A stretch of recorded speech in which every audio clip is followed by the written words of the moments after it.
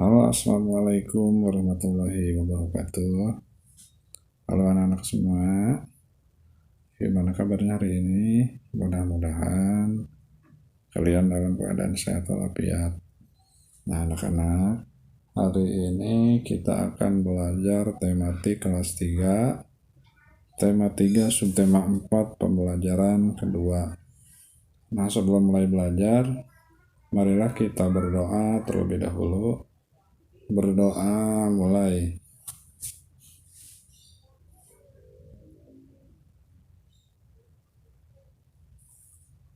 Berdoa selesai. Nah, baik anak-anak, sudah siap untuk belajar hari ini? Baik, kalau sudah siap, marilah kita mulai pelajaran hari ini. Nah, di pembelajaran kedua ini kita akan pelajari tentang perubahan benda cair, tentang mencair dan membeku ya. Nah, ayo mencoba asiknya membuat gulali. Gulali adalah sejenis permen yang terbuat dari gula pasir, rasanya manis dan mudah membuatnya. Sambil membuat gulali, cermati perubahan wujud yang terjadi. Nah, di sini alat dan bahannya: 1 500 gram gula pasir, 2 250 ml air matang, 3 pewarna makanan, 4 tusuk sate ya. Nah, itu alat dan bahannya. Nah, kemudian cara membuatnya: pertama, campurkan 500 gram gula pasir dengan 250 ml air matang. Kemudian tambahkan pewarna jika diperlukan. Kedua, aduk campuran tersebut hingga merata. Kemudian panaskan di atas api sedang. Ketiga, aduk-aduk terus hingga mendidih dan airnya mulai berkurang. Setelah itu, angkat dari api dan diamkan sampai adonan mengental. Keempat, jika sudah dingin dan mengental, maka adonan gulali tersebut sudah boleh dibentuk. Lilitkan pada tusuk sate dan bentuk menjadi aneka bentuk yang kamu sukai ya. Nah, itu tadi cara pembuatan gulali ya. Nah, selanjutnya ayo menulis. Buatlah pertanyaan dari proses pembuatan gulali. Tuliskan jawabannya di kotak yang disediakan. Nah, pertanyaan yang pertama adalah: mengapa pada pembuatan gulali menggunakan air matang? Nah, itu pertanyaannya. Kemudian jawabannya: air matang digunakan pada pembuatan gulali supaya lebih sehat ya. Jadi menggunakan air matang. Nah, pertanyaan yang kedua, apa perubahan yang terjadi pada pembuatan gulali? Jawabannya, pada pembuatan gulali terjadi perubahan wujud mencair dan membeku. Pertanyaan yang ketiga, mengapa air setelah mendidih jumlahnya berkurang? Jawabannya, air berkurang jumlahnya karena menguap saat mendidih. Nah, kemudian pertanyaan yang keempat, apa tahapan pertama dalam membuat gulali? Jawabannya, tahap pertama pembuatan gulali adalah mencampurkan 500 gram gula pasir dengan 250 ml air matang ya. Nah, itu tahap pertama.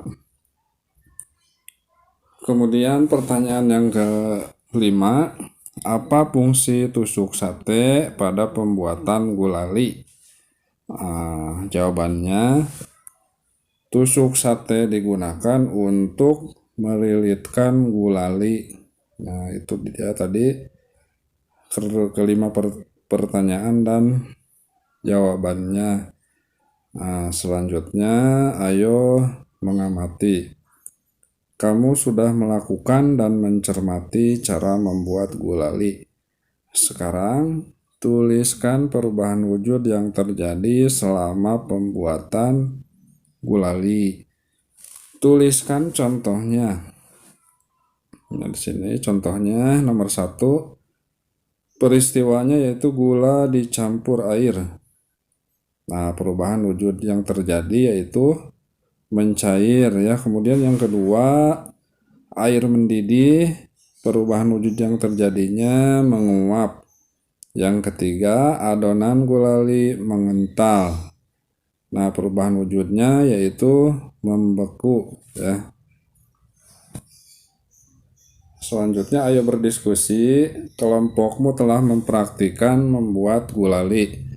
Apa yang terjadi jika setiap anggota kelompokmu tidak melaksanakan tugas masing-masing atau tidak bekerja sama? Tugas kelompok akan berhasil jika menunjukkan sikap bersatu. Sikap bersatu banyak contohnya. Diskusikan bersama kelompokmu makna dan contoh kegiatan yang menunjukkan sikap bersatu.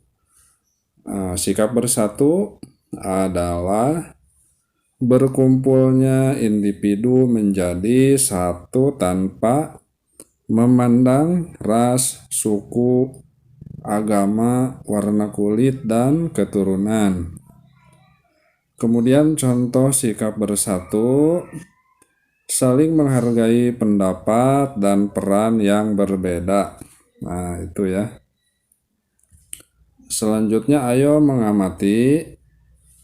Dalam keluarga penting untuk mempunyai sikap bersatu. Berilah tanda centang atau checklist pada gambar berikut. Gambar yang menunjukkan sikap bersatu dalam keluarga. Nah, gambar yang pertama sedang menyapu sendiri ya. Kemudian yang gambar yang kedua sedang bermain bersama ya. Nah, yang termasuk sikap bersatu atau gotong royong yaitu gambar yang kedua. Kemudian gambar yang sedang membantu ibu mencuci piring, yaitu termasuk ke dalam sikap bersatu atau bergotong royong. Kemudian gambar yang selanjutnya, gambar Lani dan adiknya sedang belajar ya. Nah, itu sedang melakukan kerjasama atau gotong royong ya, termasuk ke dalam sikap bersatu. Kemudian ada lagi gambar yang sedang mencuci. Nah, Lani sedang mencuci motor bersama ayah ya. Nah, itu termasuk ke dalam bergotong royong. Selanjutnya, ayo bercerita. Kamu telah memilih aktivitas yang menunjukkan saling membantu di rumah. Perhatikan cerita Edo di bawah ini. Hai, namaku Edo. Aku bersekolah di SD Nusantara. Setiap pagi sebelum berangkat sekolah, aku merapikan tempat tidurku. Aku juga menolong ibu menjaga adikku ketika ibu memasak sarapan. Pada sore hari, aku membantu ibu menyiram bunga dan pohon di kebun. Pada malam hari, ayah dan ibu membantuku mengulang pelajaran di rumah. Di rumah kami saling tolong-menolong. Tolong-menolong membuat pekerjaan menjadi mudah dan ringan. Aku pun menjadi semakin sayang kepada ayah dan ibu. Bagaimana dengan ceritamu? Ceritakan pengalamanmu saling tolong-menolong dalam keluarga. Presentasikan di depan kelas. Nah, di sini contohnya, aku tinggal bersama adik dan kedua orang tuaku. Sebelum berangkat sekolah, aku membantu ibu mencuci piring. Tugas tersebut sudah biasa saya lakukan setiap hari. Sepulang sekolah, aku juga ikut membantu ibu menjaga adikku yang masih kecil. Setiap malam hari, ayah dan ibuku juga biasanya membantu saat aku kesulitan mengulang pelajaran di sekolah. Mereka dengan ikhlas membantuku. Kebiasaan tolong-menolong sudah menjadi kebiasaan keluarga kami. Dengan tolong-menolong, semua anggota keluarga menjadi saling bekerja sama. Aku merasa bangga terhadap keluargaku. Nah, itu tadi contoh cerita ya. Cerita di suatu keluarga. Nah, sekarang ayo berlatih. Persatuan akan membuat segala sesuatu menjadi mudah dan indah. Bersatu tidak hanya di rumah, namun bersatu juga dapat dilakukan saat olahraga permainan. Contoh olahraga permainan adalah sepak bola. Untuk bisa bermain bola, kalian harus dapat membawa bola dengan kakimu menuju gawang. Kegiatan ini disebut menggiring bola. Mari berlatih menggiring bola. Sebelum bermain, perlu melakukan pemanasan terlebih dahulu. Estafet bola. Bentuklah kelompok yang terdiri atas 4 orang siswa.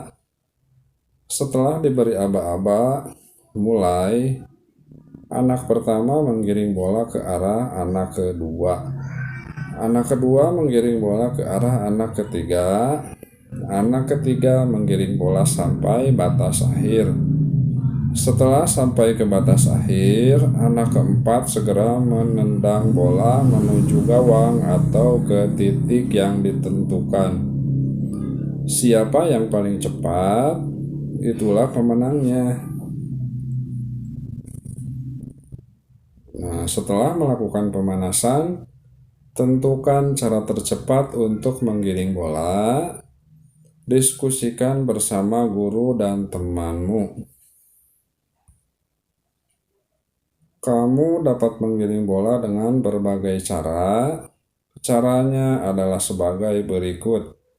Cara yang pertama, menggiring bola dengan kaki bagian luar. Cara yang kedua, menggiring bola dengan kaki bagian dalam. Nah, jadi bisa dengan kaki bagian luar dan bisa juga dengan kaki bagian dalam ya. Nah, itu cara menggiring bola. Nah, cara yang ketiga yaitu menggiring bola menggunakan punggung kaki. Nah, jadi cara yang ketiga itu menggiring bolanya dengan punggung kaki ya. Nah, jadi cara menggiring bola itu ada 3 macam ya. Nah, itu tadi yang ketiga caranya. Sekarang cobalah menggiring bola dengan ketiga gerakan tersebut. Gerakan mana yang mudah kamu lakukan? Berlatihlah bersama temanmu. Nah, baik anak-anak. Sekian pelajaran hari ini. Semoga kalian paham ya dan mengerti. Sampai jumpa di pembelajaran yang selanjutnya. Jangan lupa dukung channel ini supaya lebih berkembang dengan cara like, komen, dan subscribe. Mudah-mudahan ilmunya bermanfaat ya. Terima kasih anak-anak. Wassalamualaikum warahmatullahi wabarakatuh.